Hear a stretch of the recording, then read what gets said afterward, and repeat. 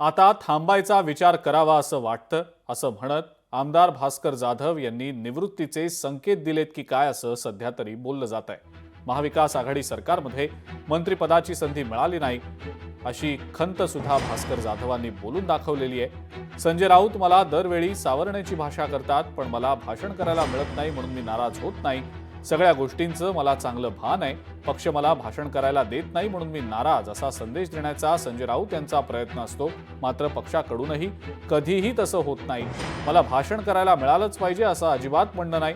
भाषणाबद्दल नाराजीचा विषयच नाही असंही भास्कर जाधवांनी स्पष्ट केलंय।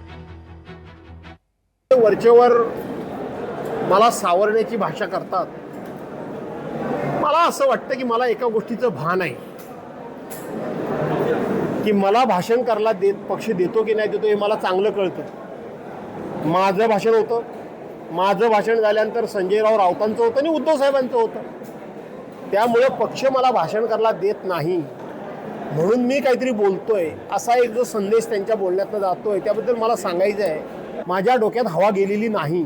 मला भाषण करायला दिलं नाही असा जो एक संदेश बाहेर जातोय त्याचा खुलासा व्हावा म्हणून मी सांगतोय की आदित्यजींपासून सगळे व्यासपीठावर असताना, सुभाषराव देसाई, दिवाकर रावतेंसारखे सिनियर नेते असताना मला पक्ष भाषण करायला देतो, त्यामुळे मी भाषणाबद्दल ही माझी नाराजी नाहीच।